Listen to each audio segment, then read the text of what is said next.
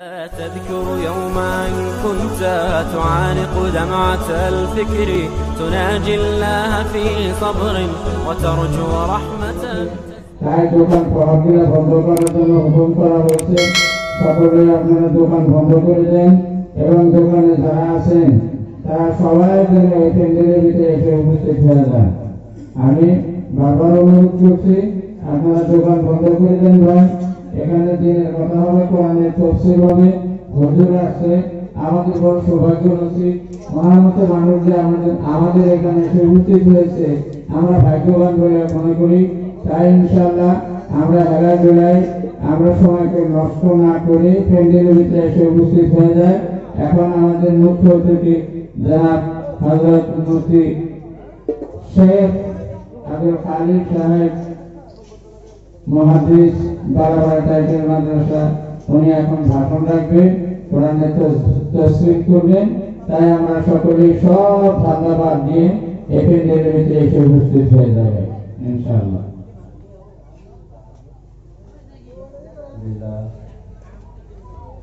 আলহামদুলিল্লাহ ওয়া কাফা ওয়া সালামু আলা ইবাদিহি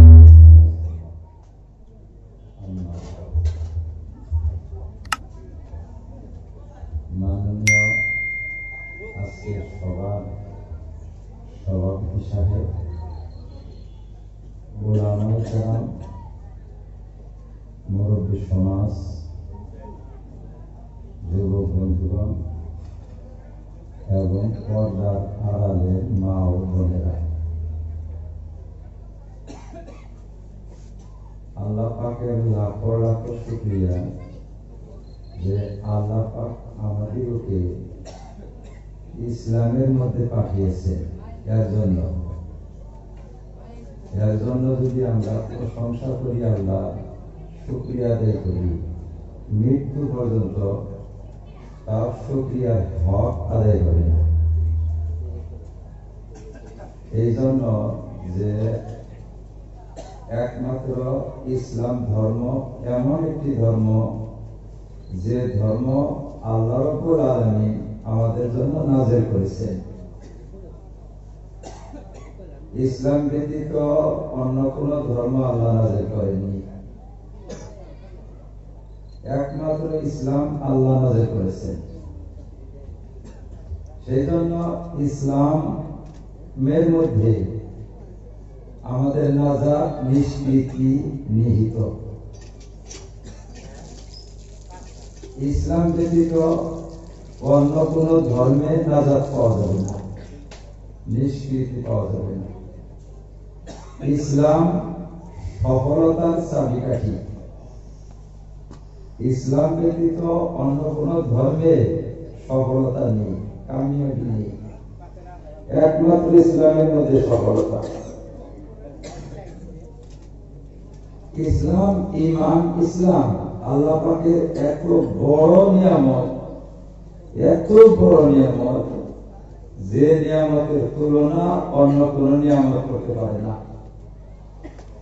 যদি ঈমান ইসলাম আপনার হাসিল হয়ে গেল, তাহলে বাকি সমস্ত নিয়ামত আপনি হাসিল হবে।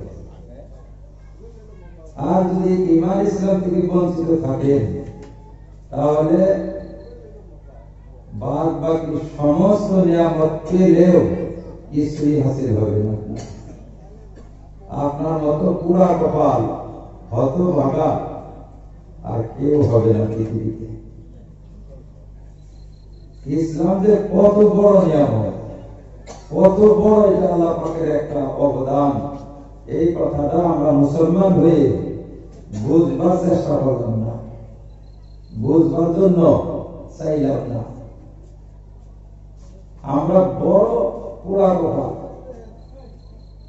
বিরাট হতভাগা আমরা, ইসলামটা বুঝবারই চাইলাম না।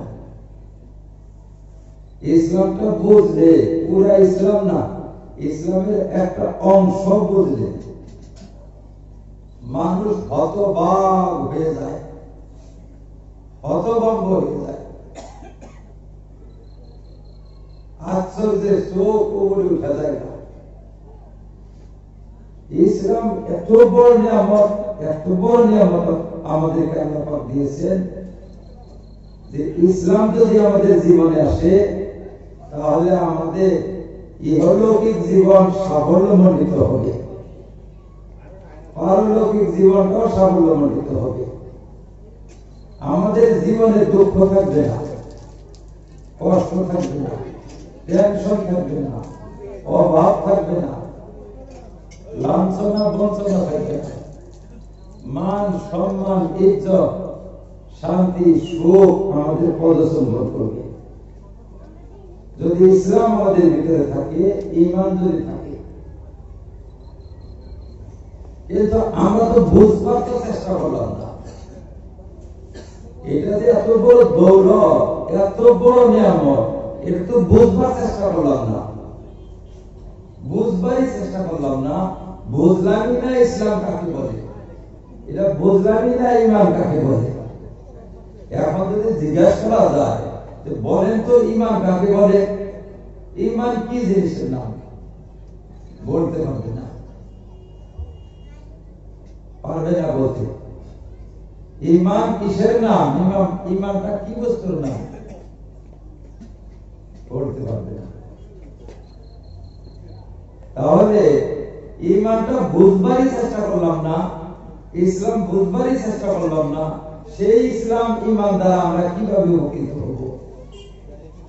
আগে বুঝতে হবে, জ্ঞান অর্জন করতে হবে, তারপরে নিজের ভিতরে ঈমান অর্জন করতে হবে, ইসলাম অর্জন করতে হবে। আল্লাহ পাকের এত শুকরিয়া কেন? আল্লাহ পাক আমাদেরকে ইসলামটা ওয়াজাসিত ভাবে, ঈমানটা ওয়াজাসিত ভাবে জন্মসূত্রে আমাদেরকে দিয়ে দিয়েছে। আল্লাহ পাক না দিলে আমাদের মতো মানুষ অধ্যয়ন করে পড়ে ইসলামের আবিষ্কার করা, ইসলাম অর্জন করা, ঈমান অর্জন করা সম্ভব হতো না। আল্লাহ পাক অতিশয় মেহেরবানি করেছেন আমাদের উপর যে তিনি আমাদেরকে জন্মসূত্রে এই জিনিসটা দিয়ে দিয়েছেন। বুঝবে সেই দিন যেদিন ইসলামের অভাবে চিরকালীন জাহান্নামী হয়ে যাবে বান্দা,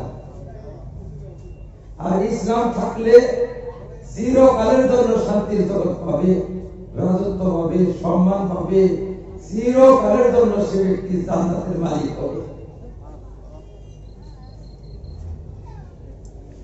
ঈমান, ঈমান কি বস্তুটার নাম এটা আমরা শিখি, শিখার দরকার আছে। ঈমান কি বস্তুর নাম বুঝবেন ভালোভাবে। আমাদের মানুষ অনেকেই অনেক কথা বুঝবার চায়, কিছু জিনিস আছে বুঝবার মতো 16 আনা বোঝা যাবে, কিছু জিনিস আছে 16 আনা বোঝা যাবে না, কিছু আইডিয়া বা কিছু ধারণা জন্ম নেবে, 16 আনা বোঝা যাবে না। কিছু বস্তু আছে পুঙ্খানুপুঙ্খভাবে বোঝা যাবে। যে বস্তুগুলো পঞ্চ ইন্দ্রিয় দ্বারা, বিবেক দ্বারা বোঝা সম্ভব না, পঞ্চ ইন্দ্রিয় দ্বারা ধরা সম্ভব না, বিবেক দ্বারা ধরা সম্ভব না, বিজ্ঞান দর্শন যুক্তি লজিক মন্ত্রিক ইত্যাদি দ্বারা অনুধাবন করা সম্ভব না, কোন ধরনের আবিষ্কার দ্বারা, কোন ধরনের গবেষণা দ্বারা সেই বস্তুটা বোঝা যাবে না, ধরা যাবে না। সেই সব জিনিসকে নবীর কথায় বিশ্বাস করার নাম ঈমান। সেই জিনিসটা নবীর কথায়, রাসূলের কথায় বিশ্বাস করার নাম ঈমান। যে বস্তু আমরা বিবেক দ্বারা বুঝতে পারবো, পঞ্চ ইন্দ্রিয় দ্বারা ধরতে পারবো, গবেষণা দ্বারা উপলব্ধি করতে পারবো, বিচার বুদ্ধি যুক্তি দ্বারা যেটাকে অনুভব করতে পারবো, বা কোনো আবিষ্কার, কোনো যন্ত্র দ্বারা কোন প্রকারে তার সন্ধান পাবো, সেই বস্তু বিশ্বাস করা না করাতে কোনো কিছু আসে যায় না। সেটা বিশ্বাস করলেও আপনার কোনো সওয়াব হবে না, বিশ্বাস না করলেও আপনার কোনো পাপ হবে না। বিশ্বাসের সম্পর্কটা এই সব বিষয়ের সাথে না, ইমানের সম্পর্ক নেই। যদি লজিক দ্বারা বোঝা যায়, বিজ্ঞান দ্বারা ধরা যায়, মন্ত্রের দ্বারা আবিষ্কার করা যায়, কোন যন্ত্র দ্বারা আবিষ্কার করা যায়, বিবেক দ্বারা ধরা যায়, পঞ্চেন্দ্রিয় গ্রাহ্য হয়, বিবেক গ্রাহ্য হয়, সেই বস্তুটাকে বিশ্বাস করা না করাতে কিছু আসে যায় না। বিশ্বাস করলেও কোনো সওয়াব হবে না, বিশ্বাস না করলেও কোনো সওয়াব হবে, কোনো গুনাহ হবে না। বিশ্বাস করতে হবে কোন বস্তুটা? নবীর কথায় বিশ্বাস করতে হবে, আল্লাহ রাসূল সাল্লাল্লাহু আলাইহি ওয়াসাল্লামের কথায় বিশ্বাস করতে হবে। এমন বস্তুকে যে বস্তুটা আমরা কোনো প্রকারে বুঝতে পারবো না, কোনো প্রকারে আমরা ধরতে পারবো না, কোনো প্রকারে আবিষ্কার করতে পারবো না, মানব ক্ষমতার ঊর্ধ্বে, মানব শক্তির ঊর্ধ্বে, সেই জিনিসটাকে নবীর কথায় বিশ্বাস করে নেওয়ার নাম ঈমান। কি লাভ হবে? আমি একটা কথা আপনাদেরকে বললাম, এই কথাটা কি লাভ হবে? হাজার হাজার বছর আপনাদের সমাধান হবে, হাজার সমস্যার সমাধান হবে এই একটা কথা। আমাদের মধ্যে কিছু মানুষ আছে যারা কবরের আযাবটা বুঝবার চায়, কবরে কিভাবে আযাব হবে। কিছু মানুষ আছে বেহেশত বুঝবার চায়, কিছু মানুষ আছে দুজক বুঝবার চায়, কিছু মানুষ হাসর তন্ত্র বুঝবার চায়, পুলসিরাত বুঝবার চায়, আল্লাহর আরশ কুরসি বুঝবার চায়, আল্লাহকে বুঝবার চায়, আল্লাহর ফেরেশতা কি রকম এটা বুঝতে চায়, আল্লাহর লৌহ কলম ইত্যাদি বুঝতে চায়। বুঝবার চাওয়াটা, এই বুঝবার চাওয়াটা দ্বারা প্রমাণ পায় দুইটা জিনিস। প্রথম প্রমাণ পায় ও ঈমানের সংজ্ঞা জানে না, প্রথম ঈমানটাও চিনে না, ঈমানের সংজ্ঞা জানে না। দ্বিতীয় প্রমাণ পায় যে এর মতো বুর্বক আর জগতে কেউ নেই, অত্যন্ত বুর্বক একটা লোক, বুর্বক প্রমাণ পায়। কি জন্য প্রমাণ পায়? জানে তুই তো ঈমানদার লোক একজন, তুই এটা বুঝতে চাস কেন? ঈমানের সংজ্ঞাই তো এইটা, যারা মানব ক্ষমতা ধরতে পারবে না, বুঝতে পারবে না, মানব ক্ষমতার ঊর্ধ্বে, বিশ্ব মানবের বুদ্ধি বিবেকের ঊর্ধ্বে এরকম বস্তুকে নবীর কথা বিশ্বাস করার নাম ঈমান। কবরের আযাবের উপরে ঈমান আনতে হবে, হাসরের উপর ঈমান আনতে হবে, আল্লাহর অস্তিত্বের উপর ঈমান আনতে হবে, বেহেশত দুজকের উপর ঈমান আনতে হবে, পুলসিরাত হিসাব নিকাশের উপর ঈমান আনতে হবে, বেহেশতের সুখ শান্তি, দুজকের শাস্তি কষ্ট এইসবের উপর ঈমান আনতে হবে। যদি ঈমান আনতে হয় তাহলে বোঝা গেল যে এইসব বস্তু বুঝা মানুষের জন্য সম্ভব না। বোঝা যদি সম্ভব হইতো ঈমান আনা লাগতো না, ঈমান চাইতো না আল্লাহ। ঈমান তো না হয় এরকম বস্তুর উপরে যে বস্তুটা মানব ক্ষমতার মধ্যে মানব কোনো মতেই পাবে না, বেহেশত কোনো দিনও আবিষ্কার করতে পারবে না মানুষ। কোন বৈজ্ঞানিকের ক্ষমতা নাই বেহেশত আবিষ্কার করে বেহেশত পর্যন্ত পৌঁছে, এটা অসম্ভব, পারবে না। সেই জন্য বেহেশতের উপর ঈমান আনতে হবে, সূর্যের উপর ঈমান আনতে হবে না। আপনি সূর্যের অস্তিত্ব বিশ্বাস করেন, এক বিন্দু পরিমাণ সওয়াব পাবেন না। অবিশ্বাস করেন, এক বিন্দু পরিমাণ আপনার গুনাহ হবে না। কারণ সূর্য মানব বিবেকের ঊর্ধ্বে না, মানব ক্ষমতার ঊর্ধ্বে না, মানুষের জন্য অবদ্ধ না, অবদ্ধ বস্তু না, দুর্বোধ্য বস্তু নাই। আমি আপনি সবাই দেখি সূর্য উদিত হয়েছে, সূর্যের কিরণ লাগছে, রোদ উঠছে, সূর্যের কাজ হচ্ছে, সূর্যের উদয় অস্ত সবকিছু আমরা দেখছি। এটা বিশ্বাস করলেও দেয়, না করলেও দেয়, কোনো কিছু আসে না।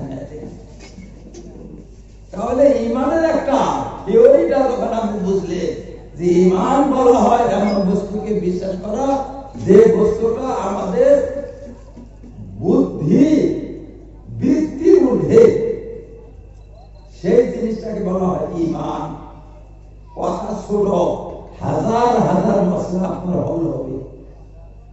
এখন যদি কোনো মানুষ বুঝতে চায় কবরের আযাব বুঝাই দেবে, বলে কবরের আযাব ঈমান আনতে হবে, জবাব এইটাই।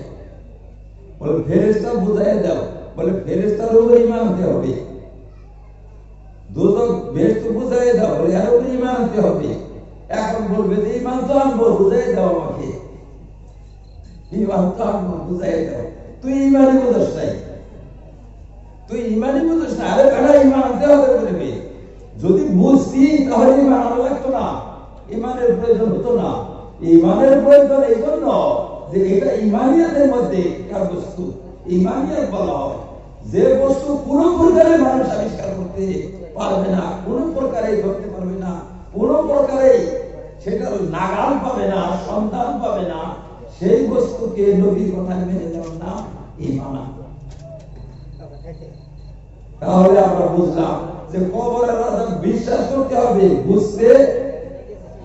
বুঝতে হবে না। বেহেশত বিশ্বাস করতে হবে, বুঝতে হবে না। আল্লাহকে বিশ্বাস করতে হবে, বুঝতে হবে না।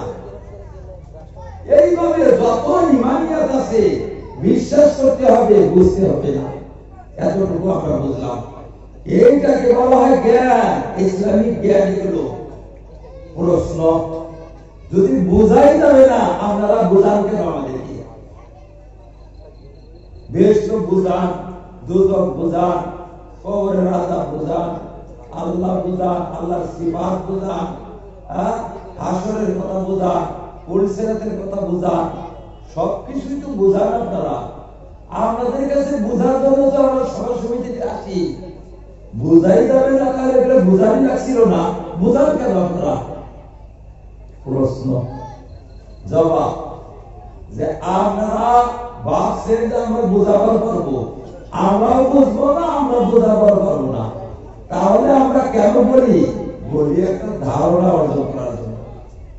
বোঝা যাবে না, প্রকৃত অবস্থাটা কেউ বুঝতে পারবে না, কিন্তু একটা ধারণা, সেই ধারণাটা অর্জন হবে, মোটামুটি একটা ধারণা অর্জন হবে। ধারণা অর্জন না হইলে ঈমানটা আনবে কিসের উপর? ঈমান আনার জন্য কিছু ধারণা জরুরি, সেই ধারণাটা আনার উপর ঈমান আনবেন আপনি। এই ঈমানের যোগ্যতা, ঈমান আনার জন্য প্রাথমিক কিছু ধারণা লাগে, সেই ধারণাটা আপনাদেরকে দেওয়ার জন্য আমরা বুঝাই। এই ধারণাটা পাওয়ার সাথে সাথে আপনি আমানতু বিল্লাহ, আমি আল্লাহর উপর ঈমান আনলাম, বুঝছো? বলে বুঝবো না, ওই জন্য ঈমান আনলাম। আমানতু বিল্লাহ ওয়া মালাইকাতিহি ওয়া কুতুবিহি। কিছু ধারণা আমরা অর্জন করতে পারবো, 16 আনা আমরা বুঝতে পারবো না। কেন বুঝতে পারবো না? প্রশ্ন, কেন বুঝতে পারবো না? বুঝাম তো, বুঝতে পারবো না কেন? বলে বুঝতে পারবা, দুনিয়া তুমি বুঝতে পারো কি? এই দুনিয়ার বস্তু যেগুলো তুমি চোখে দেখো, হাতে স্পর্শ করতে পারো, সেইটা কি বুঝতে পারো? সেইটা যদি বুঝতে পারো তাহলে তোমার সেই ইমানিয়াতের বস্তু বোঝার চেষ্টা করাটা শোভা পাবে। যেমন ধরো চিনি, আমরা যে চিনি খাই, এই চিনিটা যে খায় নাই কোনদিন, সে চিনি বুঝতে পারবে? তাকে বুঝাবার পারবে? বুঝাবার পারবে তুমি তাকে? চিনি কি বস্তু কেউ বুঝাইতেও পারবে না, কেউ বুঝতেও পারবে না। এটার বোঝার রাস্তা একটাই, যে চিনি মুখে দিয়ে খেয়ে দেখতে হবে, খাওয়ার পরে তুমি বুঝবে চিনি কাকে বলে, তার আগে তুমি বুঝবে না। চোখে দেখার পরেই বুঝো না, হাতে নেওয়ার পরে তুমি বুঝো না। আর জান্নাত তুমি চোখে দেখো না, হাতে নেওয়ার পারো না, সেই জান্নাত তুমি 16 আনা বুঝবার চাও, কবরের আযাব তুমি 16 আনা বুঝবার চাও, এটা কেমন কথা? কাজে এইগুলো 16 আনা বোঝা যাবে না, কিছু ধারণা অর্জন করা যাবে।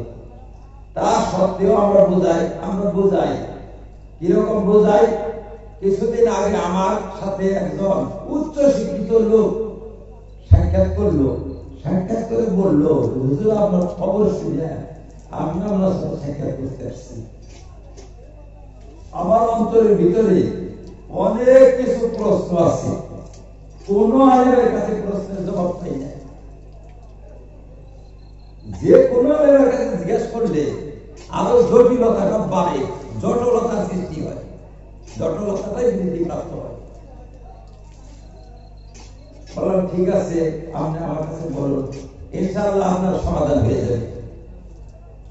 বললো যে আমি যদি সেই কথাগুলো বলি তাহলে আলেমরা আমার মুরতাদ বলবে, আমাকে কাফের বলবে, আমাকে সমাজে বন্ধ দেবে, আমাকে সমাজ থেকে বহিষ্কার করবে। সেই জন্য বলতেও পারি না, চুপে চুপে কে কানে বললে আরো জটিলতা বাড়ে। আমি বললাম আমার কাছে বলেন, আমি একাই ঘরে আছি, আমি আপনাকে কাফেরের ফতোয়া দিব না, মুশরিকের ফতোয়া দিব না, বেঈমান আপনাকে বলবো না। আমার কাছে বলেন, আমি একা একা ঘরে আছি, একা একা আমার কাছে বলে। বললো যে হুজুর এই যে আলেমরা বলে কবরের রাজা, কবরের রাজা, এটা কি হাসাই? আমরাও কি কথা কর যে কবরের রাজা হবে? এটা প্রথম প্রশ্ন। আমরাও কি কর যে কবরের রাজা হবে? হ্যাঁ আমিও কই, আমি কই না, আমি জবরদস্তি কই একবারে কবর আযাব হবে। এইটা তো কোনো মতেই বুঝে আসে না, এটা বিশ্বাসের কথা একটা, এটা তো কোনো মতে বিশ্বাসের কথা না, এটা বোঝার কথা না। কবরে আযাব হবে আমরা বুঝবো না কথা না, কিভাবে আযাব হয়, কিসের কিসের কিরকম সাপ সেগুলো? এই যে মৌলবীরা বলে সবাই যে ৯৯টা সাপে কাটবে, গুরু মারবে, আগুন ধরবে, তারপরে গুণ দিয়ে মারবে, চিৎকার করবে, ফেরেশতায় মারবে, অমুকে মারবে, তমুকে মারবে। কোথায় মারে? মারে কোথায়? চলুন খবর খুঁজে দেখি। জিজ্ঞাসা করলো আমাকে, এই প্রশ্ন শুরু হলো এইভাবে, একটা প্রশ্ন, এইভাবে আমার বহুত প্রশ্ন আছে। এটা কি কথা কয়? আমি ভাবছিলাম যে আপনি জ্ঞানী মানুষ করে চলছি, আমরা বোধহয় কথা করলাম কবরে আযাব হয়। আপনিও যদি করেন আশ্চর্যজনক ব্যাপার, এটা কবরে আযাব হয়, আপনিও করে যায়। কবরে আযাব হবে কিভাবে? কবরে দিব না যদি কবরে আযাব হয়, কবরে আযাব হলে কবরে দিব না। কি করবে? আগুনে জ্বালাই দিব, না হলে পানিতে ভাসিয়ে দিব, না হলে মাছকে খাইয়ে দিব। কবরে আযাব হয়, কবরে যেতে দিব না। আমি বললাম দেখো এটা কথা, দেখো কবর কি ছিল তুমি? কবর বলে কবর চিনি তো, এই তো কবর আমাদের বাড়ির সামনে কবর আছে। বলে কবর ওইটাকে বলে না, কবরটা তুমি আগে বুঝো, কবর কোনটা? কবর বলা হয় তোমার এই আত্মাটাকে ধরে নিয়ে যেখানে রাখবে সেই জায়গাটা কবর। এই জায়গা দুইটা জায়গা আছে, একটাকে বলা হয় ইনলেট আর একটাকে বলা হয় সিদ্ধিক। ইনলেট শান্তিময় জায়গা, সেখানে পূর্ণ আত্মা রূহকে নিয়ে রাখে। আর একটা জায়গাকে বলা হয় সিদ্ধিক, সেখানে পাপাচারী রূহগুলোকে নিয়ে রাখে। তাহলে বললাম পাপাচারী কে রাখে? সিদ্ধিনে পূর্ণ সে পূর্ণ পরায়ণ, নেক পরায়ণ রূহকে রাখে ইন্দ্রিয়ের মধ্যে। যার নেকিও নাই, পূর্ণ নেই, তারে কোথায় রাখে? যেরকম গরু এতো নেকিও করে না, পাপও করে না, ছাগলে নেকিও করে না, পাপও করে না, এদের রূহ কোথায় রাখে? মাঝে থেকে একটা কথা বলছি আমি, প্রশ্ন জাগে তো যে এরা কোথায় থাকে? এরা কি মানুষের সাথে থাকে না? কোথায় থাকে? এরা ইন্দ্রিয়েও থাকে না, এরা সিদ্ধিনেও থাকে না, এরা থাকে বাতাসের মধ্যে, বাতাসে উড়িয়ে দেব। আর এদের রূহের সাথে কি শরীরের সম্পর্ক থাকে? বলে কোনো সম্পর্ক থাকে না। মানুষের রূহের সাথে শরীরের সম্পর্ক থাকে, পূর্ণ সম্পর্ক থাকে। কিরকম সম্পর্ক থাকে? যেরকম আমার মোবাইলটা, আমার এই মোবাইলের সাথে এক্সচেঞ্জ অফিসের সাথে সম্পর্ক আছে, সেখানে থেকে চাইলে আমার মোবাইলটাকে ডেড বডি বানাই দিতে পারবে। আমার মোবাইলকে চালাবারও পারবে, আমার মোবাইলকে বন্ধ করতে পারবে। সেই সুদূর গুয়াহাটি থেকে, কলকাতা, বোম্বে থেকে আমার মোবাইলকে বন্ধ করতে পারবে। এই সুদূর বোম্বে থেকে যে আমার মোবাইলের সাথে একটা কানেকশন, একটা সূত্র, একটা সম্পর্ক, যে এইভাবে সম্পর্ক থাকে রুহের সাথে, শরীরের সাথে। দুনিয়াতে মায়ের হয় শরীরের উপর, শরীরের মায়েরটা রূহ অনুভব করে। রূহকে কেউ মারতে পারে না, রূহ দেখতেই পারে না, ধরতেই পারে না, স্পর্শ করতে পারে না, তাকে বন্দী করতে পারে না, কোনো খাতায় তুলতে পারে না। তাকে কিভাবে মারবে? মারে মানুষ, প্রহার করে, আযাব দেয়, কষ্ট দেয় দেশকে, আর দেশের মাধ্যমে রূহ শাস্তি ভোগ করে। কিন্তু পরকালে এক বিপরীত হবে। পরকালে কিরকম হবে? মাইকটা হবে রুহের উপর, মাইকটা রুহের উপর হবে, আর সেই রুহের মাধ্যমে শরীর শাস্তি ভোগ করবে।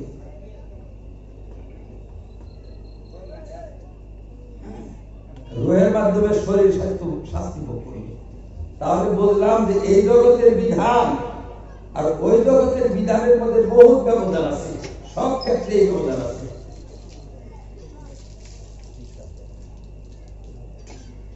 এখন আযাব যে হয়, শাস্তি যে হয়, কবরে যদি না দেই তাহলে শাস্তি হবে কিভাবে? এরকম বিভিন্ন প্রশ্ন। আমি বললাম দেখে, আমি আপনাকে কিছু উদাহরণ দিই। আমাদের স্ত্রী আছে না? আছে। আমরা দুজনে এক বিছায় ঘুমান না? ঘুমাই। আমার স্ত্রী কি কোনোদিন এরকম বলছেন নাকি যে আজকে রাত্রে আমাকে বাঘে ধরেছে, কড়াই খেয়ে শেষ করছি? বলে কোনোদিন? বলে তো। বলে আপনি বিশ্বাস করেন? বিশ্বাস করবো না কেন? আমার স্ত্রী কি মিথ্যা কথা বলে না? এরকম কোনোদিন বলে না যে আমার স্ত্রীকে সাপে ধরছিল, সাপে এই পর্যন্ত গ্রাস করে ফেলেছিল, তারপরে কোন রকম লোকে গিয়ে বাঁচিয়ে এসে বলে? হ্যাঁ, এরকম বলে। উঠার পরে কিরকম দেখে? কাঁপছে, থরথর করছে, একেবারে অস্থির, ঘেমে চুরে একবার অস্থির হয়ে গেছে, এরকম পান না? এরকম পাই। আপনি বিশ্বাস করেন? হ্যাঁ, বিশ্বাস করি। আমার স্ত্রী তো কোনোরকম ভদ্র লোক নয়, মিথ্যা কথা বলে না তো, সত্যি। আমরা কি দেখেছে? আমি দেখি। আপনি দেখলেন না? আপনার বিশ্বাস কিভাবে হলো? আপনি দেখলেন না? একই বিশ্বাস দুজনে থাকলে, একই লেভেল করে থাকলে, একজনকে বাঘে খাচ্ছে, সাপে খাচ্ছে, একজনকে ফাঁসি দিচ্ছে, একজনকে জবেও করছে, আপনি টের পেলেন না কেন? এই বস্তুটাই যদি আমরা যদি ঘুম না ভাঙে, আর সাপ যদি আপনাকে এক দেখতে খেতেই থাকি, অথচ আমরা দেখবো যে আপনার কিছুই হচ্ছে না, আপনি একদম সুস্থ, শালীন, নিরাপদ আছে, কিন্তু বাস্তবে আপনি দেখছেন যে আপনাকে স্বামী খাচ্ছে, কিন্তু ঘুমও ভাঙছে না, আপনার কিরকম শাস্তি হবে? বলিস কি শাস্তি যে হবে সেটা না সর্বানো ধরে, না বাঁচা মারবো, না কোনো উপায় নেই, শাস্তি হবে। বলে যে এইরকম কবরের শাস্তি। কবরে যে শাস্তি হয়, সেই শাস্তিটা কোনো মানুষ দেখবে না, কোনো মানুষ অনুভব করতে পারবে না, কোনো মানুষ ধরতে পারবে না, কোনো মানুষ উপলব্ধি করতে পারবে না, কোনো মানুষের আযাব আবিষ্কার করতে পারবে না। কিন্তু আযাব হওয়া বাস্তব, আযাব হয়। মৃত ব্যক্তি অনুভব করে যে তাকে গুর্জু মারছে, তাকে জুতা মারছে, তাকে আগুনে পুড়ছে, তাকে বিভিন্ন শাস্তি দিচ্ছে, এই সমস্ত তার অনুভব হয়। আমি বললাম দেখেন, আমাদের শরীরের ভিতরে যে আগুন আছে তা কি জানেন? আমাদের শরীরের ভিতরে এই যে রেলগাড়ির ইঞ্জিনের মধ্যে যে আগুন, তার চেয়ে বেশি আগুন আমাদের শরীরের ভিতরে আছে। এই আগুনগুলো যদি ভিতরের দিকে বের হয়, উপায় থাকবে কি? আগুন যে আছে মাঝে মাঝে দেখা যায়, কোন সময় দেখবে যে শরীর গরম হয়ে উঠছে, ডাক্তাররা বলে যে খুব 105 ডিগ্রি জ্বর, 107 ডিগ্রি হয়ে গেছিল। এই আগুন কোথায় থেকে আসে? ভিতরে থেকে। ভিতরে আগুন আসে, সেই আগুন কেউ দেখে না। ওই আগুনটাই যদি প্রবল হয়ে ওঠে, 100 ডিগ্রি হয়েছে, ওটা যদি 1000 ডিগ্রি হয়, কেউ তো দেখবে না আপনার আগুন। যখন আপনার গায়ে আগুন লাগে, জ্বর মানে আগুন লাগা, আপনার গায়ে আগুন লাগে, ডাক্তারও পরীক্ষা করার পরে বলে যে খুব আগুন লাগছে, কিন্তু আমরা তো আগুন দেখি না, কেউ মুঠে আগুন দেখি না। কিন্তু আপনার ভিতরে আগুন লাগলো কোথায় থেকে এসে? এই যে ভিতরের আগুন, এই আগুন তো আছে, আগে থেকেই আছে আগুন। এই আগুন যদি বেরিয়ে আসে তাহলে হঠাৎ থাকে কি? যাই হোক, সর্বশেষে আমি বললাম যে একটা ফর্মুলা বুঝে যাবে। তখন আমি এই ফর্মুলা বললাম যে ঈমান কাকে বলে, ওইটা আগে জানেন। ঈমান বলা হয় মানুষ কোনো মতেই বুঝবে না, ধরতে পারবে না, আবিষ্কার করতে পারবে না, সেই বস্তুটাকে নবীর কথায় বিশ্বাস করার নাম ঈমান। এই কথা শোনার পর শিক্ষিত মানুষ তো বলে যে আমার তো সব প্রশ্ন হয়ে গেছে, এখন আমার যত প্রশ্ন ছিল সব হয়ে গেছে। এই কথা কেন বলে না? আমি কত আলিমের কাছে গেছি, কত আলিমকে জিজ্ঞেস করছি, কেউ তো এই কথা বলে না। বুঝাবার জন্য চেষ্টা করে, আমি বুঝি না, জটিলতা পয়দা করে আইসা বলি, আরো আমার ভিতরে আরো মানে বেমাজারি সৃষ্টি হয়। আবারও যাই আলিমের কাছে, আবারও তো কিছু বুঝাবেই পারে না, নানান রকমের নানান কথা বলে, তারপরে আবার আমার জটিলতা পয়দা হয়ে যায়। এটা কেন বলে না? আমি বললাম না, আপনি ভাবছেন যে খুব সহজ কথা। এরা কত ঢের কথা জানে, ওই পর্যন্ত যাওয়ার পরে তো বলবে। ওই পর্যন্ত কি সবাই যাইতে পারে? সবাই তো পর্যন্ত যাইতে পারে না। কথাটা তো দেখা যায় ছোট, কিন্তু এটা বহুত ঊর্ধ্বের কথা, ঊর্ধ্ব ক্লাসের কথা, বহুত উপরের কথা। এটা আমরা সামনে ছেড়ে দিয়েছি। আপনি ভাবছেন যে এই কথা পথে ঘাটে পাওয়া যাবে, পথে ঘাটে পাওয়া যাবে বস্তু না। বললো যে আমার জীবনের সব প্রশ্ন হয়ে গেছে। এই ফর্মুলা আমাদেরকে বললেই তো হয় যে ঈমানিয়াত বস্তুটাই হচ্ছে এরকম, যেটা বুঝবার চেষ্টা করাটাই ভুল, বুঝাইতে হবে না, বিশ্বাস করতে হবে। বিশ্বাস যদি করো তাহলে জান্নাতে যেতে পারবে, বিশ্বাস না করলে জাহান্নামে যেতে হবে। তাহলে ঈমানের একটা থিওরি, ঈমানের একটা সূত্র আমরা এইভাবে আমাদেরকে বুঝতে হবে। এইভাবে যদি না বুঝেন, নানান প্রশ্ন আপনার ভিতরে আসবে। ঈমানকে আমরা বিভিন্ন প্রকারে বোঝাই। ঈমান বুঝবা বিভিন্ন অ্যাঙ্গেলে, বিভিন্ন দৃষ্টিকোণ থেকে ঈমানকে বুঝতে হয়, এগুলো বোঝার পদ্ধতি। আর একটা যে ঈমান কাকে বলে যদি কেউ জিজ্ঞাসা করে, আমরা বলি আল্লাহকে মানার নাম ঈমান। বাস এতটুকু, আল্লাহকে মানার নাম। কিভাবে আল্লাহকে মানার নাম? আল্লাহকে মানতে হবে, আল্লাহর সমস্ত গুণ মানতে হবে, আল্লাহর সমস্ত নাম মানতে হবে, আল্লাহর সমস্ত বিধান মানতে হবে। সার্বিক দিক দিয়ে আল্লাহকে মেনে নেওয়ার নাম ঈমান। তাহলে 3 কথায় মানুষ ঈমানদার হয়। 3টা কথা বললে সেই লোকটা ঈমানদার হয়। কথাটা যদি তার অন্তরের অন্তঃস্থল থেকে উচ্চারিত হয়, তাহলে সে ব্যক্তি ঈমানদার। আর এই কথা বলার পরে যদি মৃত্যুবরণ করে, সে ব্যক্তি বেশি করে। সে কথা 3টা কি আপনারা বক্তব্যে পড়েছেন। আমানতু বিল্লাহি কামা হুয়া বিআসমাইহি ওয়া সিফাতিহি ওয়া কাবিলতু জামিআ আহকামি। আমি আল্লাহকে তার নাম সিফাত সহ বিশ্বাস করি এবং তার সকল বিধানকে আমি কবুল করি অন্তর দিয়ে। এই কথার নাম ঈমান। আপনি এই কথাটা যতদিন পোষণ করবেন, যতদিন এই কথাটা পালন করবেন, ততদিন আপনি ঈমানদার থাকবেন। এই কথাটার বিরুদ্ধাচরণ করলে আর আপনি ঈমানদার থাকবেন না, বেঈমান হয়ে যাবেন। তাহলে আমরা ঈমান মানুষ আনে কিভাবে, ঈমান লাভ করে কিভাবে, ঈমানে প্রবেশ করে কিভাবে, এটা বুঝলাম। সাথে সাথে আমরা বুঝলাম ঈমান থেকে মানুষ কিভাবে বেরিয়ে যায়, ঈমান থেকে বঞ্চিত কিভাবে হয়। ঈমান থেকে বঞ্চিত হওয়ার রাস্তা, যে রাস্তায় ঈমানের ভিতরে ঢুকে, সেই রাস্তার বিপরীত দিক দিয়ে ঈমান থেকে বেরিয়ে যায় বিরুদ্ধাচরণ করলে। তাহলে কয়টা জিনিসের বিরুদ্ধাচরণ করা লাগে? 3টা। আল্লাহর বিরুদ্ধাচরণ, আল্লাহর সিফাতের বিরুদ্ধাচরণ, আল্লাহর বিধানের বিরুদ্ধাচরণ। এই তিনটা জিনিসের বিরুদ্ধাচরণ করলে মানুষটা বেঈমান হয়ে যায়।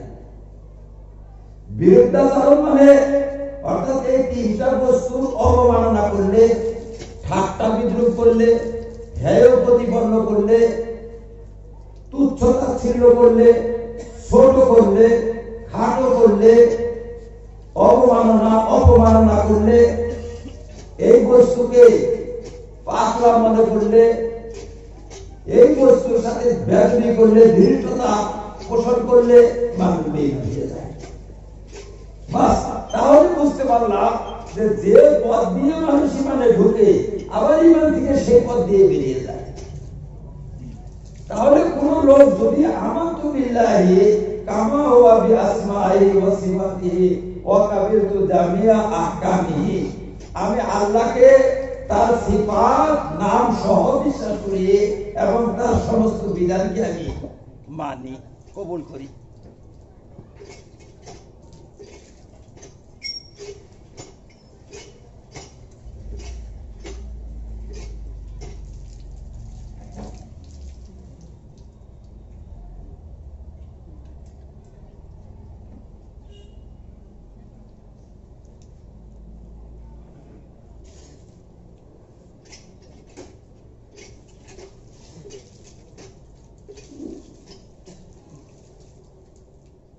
এই কথাটা যদি অন্তরের অন্তঃস্থল থেকে কয় আর যদি মানার মতো মানে, তাহলে আমরা লোকটাকে মুমিন বলবো।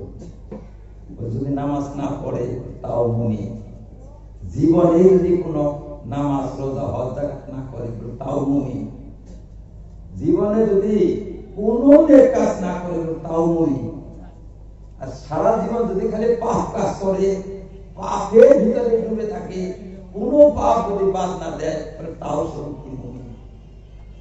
ঈমান এনেছে যে মাধ্যমে, সেই মাধ্যমটা ভঙ্গ না করা পর্যন্ত সে বেঈমান হবে না। ভঙ্গ না করা পর্যন্ত যে জিনিসের মাধ্যমে সে ঈমান এনেছে সেই জিনিসটাকে ভঙ্গ করলে বেঈমান হবে, তার আগে বেঈমান হবে না। ভঙ্গ কিভাবে করে? ভঙ্গ এই তিনটা বস্তুকে শ্রদ্ধা করতে হবে, মানতে হবে। এই তিনটা বস্তুকে মান ইজ্জত দিতে হবে, মান্যতা দিতে হবে, এইটার নাম ঈমান। যদি কোনো ধরনের অমান্যতা দেওয়া হইল তাহলে মানুষটা বেঈমান হয়ে গেল। কি রকম? তার উদাহরণ দিলে বুঝবেন, উদাহরণ না দিলে বুঝে আসবে না কথা। যেমন কেউ বলল আল্লাহর রহমত থেকে নিরাশ করো না, যতই মুসিবত আসো আল্লাহর রহমত করে নেওয়া যায়। বললো কত দেখলাম কাম নাই, বেঈমান হয়ে গেল মানুষটা। মানে ও যদি স্বীকার করছিল এক সময়, কিন্তু এখনের কথাই বুঝলাম যে ও বিশ্বাস করে না। আপনাকে বললো বাবা ডান হাত দিয়ে খাও, বা হাত দিয়ে খাও না, ডান হাত দিয়ে খাওয়া নবী পাক সাল্লাল্লাহু আলাইহি ওয়াসাল্লামের সুন্নত, এইটা বা হাত দিয়ে খাওয়া সুন্নত বিরোধী। বলে বাদ দাও তোমাদের সুন্নত সুন্নত, এই সুন্নত সুন্নত করে তো আমাদেরকে পিছিয়ে দিয়েছো তোমরা। বেঈমান হয়ে গেল। মানলো না। সে যদি কোনোদিন নামাজ না পড়ে, কোনোদিন রোজা না রাখে, তাও ঈমানদার। কিন্তু যদি বলে যে রোজা রাখবে গরিব লোকে, আমরা রোজা রাখবো কেন? বেঈমান হয়ে যাবে। বাদুরের মতো না খেয়ে থেকে লাভ কি? বেঈমান হয়ে যাবে। যদি কেউ বললো বিসমিল্লাহ, মদ খেলো বিসমিল্লাহ বলে, চুরি করতে বিসমিল্লাহ বললো, ডাকাতি করতে বিসমিল্লাহ বললো, জিনা করতে বিসমিল্লাহ বললো, ও বেঈমান, কাফের হয়ে গেছে। আল্লাহর নামকে অপমানিত করছে সে। তুমি আল্লাহর নাম জিনার মধ্যে ব্যবহার করলা, আল্লাহর নাম চোরকারদের মধ্যে ব্যবহার করলা, মদ খাওয়ার মধ্যে আল্লাহর নাম ব্যবহার করছো তুমি। তোমার মতো ধৃষ্ট বেদব, চূড়ান্ত বেদবা কেউ নেই, ওই জন্য তুমি বেঈমান। আল্লাহর নাম ব্যবহার করলা নিয়ে কোথায়? এইটাকে বলা হয় অমান্যতা দেওয়া, বিরুদ্ধাচরণ করা। আপনি সারা জীবন চুরি করেন, বেঈমান হবেন না। জুয়া খেলেন বেঈমান হবেন না, ডাকাতি করেন বেঈমান হবেন না। কিন্তু ডাকাতি, চুরি, জিনা, ব্যভিচার ইত্যাদির মাধ্যমে উপার্জিত ধন যদি আল্লাহ রাস্তায় দান করেন, আপনি বেঈমান, বেঈমান হয়ে যাবে। সুদের টাকা মসজিদে দাও তুমি, ঘুষের টাকা মসজিদে, হ্যাঁ তুমি ব্যবসা বৃত্তির টাকা মসজিদে দাও, তোমার মতো বেদব আর চূড়ান্ত হটকারী আছে কেউ হবার পারে না। তুমি বেঈমান, ইমান থেকে কিনে খারিজ হয়ে গেলে। বলে কথা বুঝে আসে না, বুঝে আসবে। আমরা স্যার আপনাকে বলছে যে দেখো এই যে শ্মশানটা যে আছে, এই শ্মশানটা কিন্তু ছেড়ো না, তুমি এই শ্মশানটা ছেড়ো না, এটা আমি বিধান হিসাবে রেখেছি, ছেড়ো না। ছাত্ররা উঠলো আর গেল, শ্মশানটা ছেড়লো, সে পাপী হবে না? পাপী হবে। সে খেলেও পাপী হবে, সে চুরি করলেও পাপী হবে। কিন্তু চুরি করলো না, খেলেও না, শশাটা নিয়ে উস্তাদের সামনে পেশ করলো, স্যার নেন শশাটা নেন। বলে এটা কোন শশা? বলে আপনি যারা নিষেধ করেছিলেন সেইটা নেন। এখন সে ব্যক্তি কাফের। তোর মতো চরম বেদব আর জগতে কেউ নেই। মানুষে যখন উস্তাদে নিষেধ করেছে কাজটা করতে, যদিও করে না দেখা করে করবে, যদিও চুরি করে চোখে ধুলো দিয়ে চুরি করবে, যদিও বিপরীত করে তাহলে আড়াল থেকে করবে। এ তো এমন চরম বেদব যে সে সবার ছিঁড়ে দিয়ে এলে ছাড়, এই যে দেন শশা নেন। বলে এটা কোনটা? বলে আপনি যারা ছিঁড়তে নিষেধ করেছিলেন ওইটা আপনি দেন। এটা চরম বেদব। আল্লাহ রাব্বুল আলামিন তোমাকে চুরি করতে নিষেধ করেছেন, জিনা করতে নিষেধ করেছেন, মদ খেতে নিষেধ করেছেন, ডাকাতি করতে নিষেধ করেছেন। তুমি চুরি করলা, খাইলা, তুমি পাপী হবা। কিন্তু চুরের মাল আল্লাহরে যে এখন আল্লাহ নেও, তোমার সহায় করে কোন মাল? বলে আপনি যে না করেছিলেন চুরি করতে, ডাকাতি করতে না করেছিলেন, যে ডাকাতি করে আনছিলেন দিকে নেন। ঘুষ আমরা ঘুষের টাকা দিবার আসছি। আমাকে যদি ঘুষের টাকা দিবার আসে তাহলে কথাখানি সে চরম বেদব। আমি ফতোয়া দিয়েছি যে তামদারির খানা খাওয়া যায় না, আর তামদারি তারা প্যাকেট করে আইলে আমার বলে সাবজুর খানা বললে কিসের খানা? বলে ওই যে আপনি যেটা ফতোয়া দেন এই দেন, তামদারি খাওয়া যায় না করে দেখুন আপনি ওই খানা আপনার দিকে দিয়েছি খানা। তাহলে আমি ফতোয়া দেই, তুই যদি পলাই বলে খাস, ফাঁকে ফাঁকে খাস, দূরে দূরে খাস, তাও তুই অত খালি অপরাধ দিবি না। তুই খানা নিয়ে বলে ওদের খানা দেন, এটা আমরা দিকে দিয়েছি বলে এটা কিসের খানা? বলে আপনি যে ফতোয়া দেন তামদারি খাওয়া যায় না, এটা খানা। তাহলে এত কাফের, এদেরকে বলা হয় কাফের।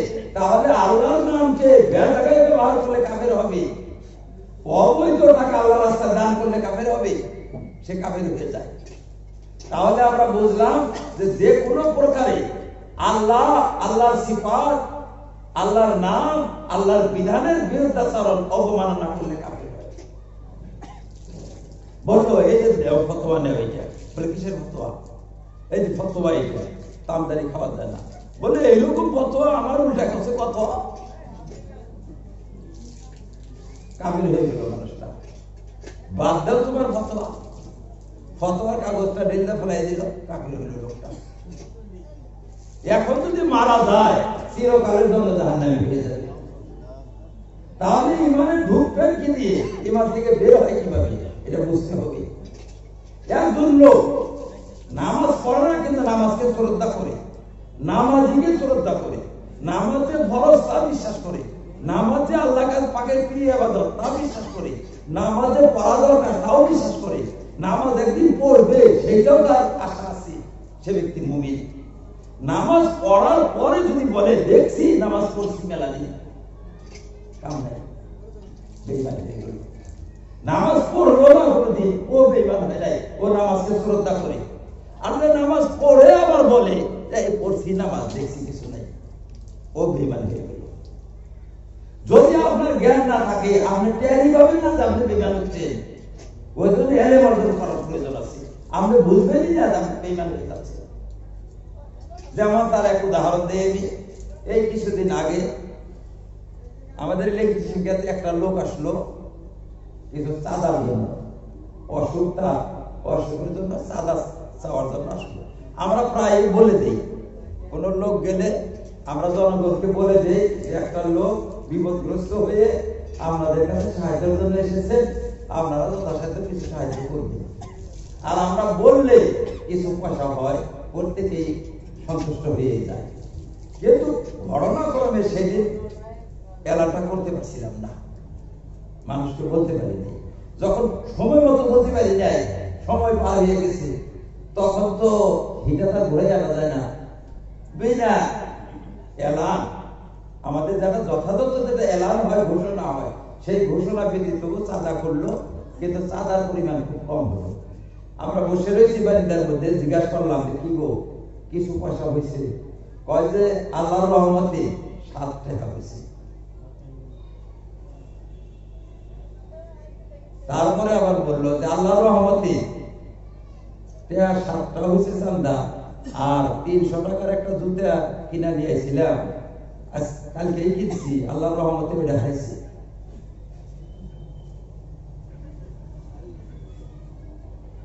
আমি মনে মনে ভাবলাম, হায় সর্বনাশ, এই বেচারা আসলে তো নামাজি, দাঁড়িয়ে রাখছে, নামাজ পড়ে, সুন্নতি নামাজ পড়ছে, কিন্তু এলেমের অভাবে লোকটা কাফের হচ্ছে, শুধুমাত্র এলেমের অভাবে।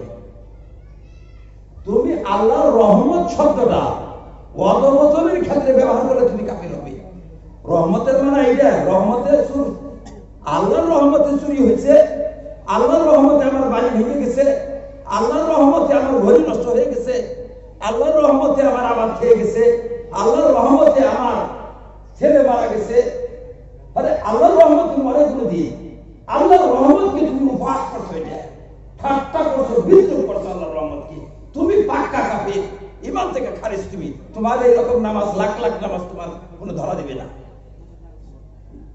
আমি ভাবলাম মনে মনে যে শুধুমাত্র এলেমের অভাবে কাফের হচ্ছে। এখন প্রশ্ন হবে যে যে ব্যক্তি মশলা জানে না সেও কাফের হবে, সেও কাফের হবে। মশলা যদি জানে তাও কাফের হবে, মশলা যদি না জানে তাও কাফের হবে। কি জন্য কাফের হবে? যে না জানা কোন জায়গায় উজর না। আপনি একটা ঘরে আগুন লাগিয়ে দিলেন, ঘরটা পুড়ে গেল, সরকার এরেস্ট করলো, আপনি বললেন যে আগুন লাগাইলে যে আপনি বেজার হবেন তা আমি জানি না। হুজুর আপনার ঘরে আগুন লাগাইলে যে আপনি বেজার হবে এইটা আমি জানি না, ওই জন্য আগুন লাগাইছি। যদি জানতাম আমি যে আপনি বেজার হবেন তাহলে আগুন লাগাইতাম।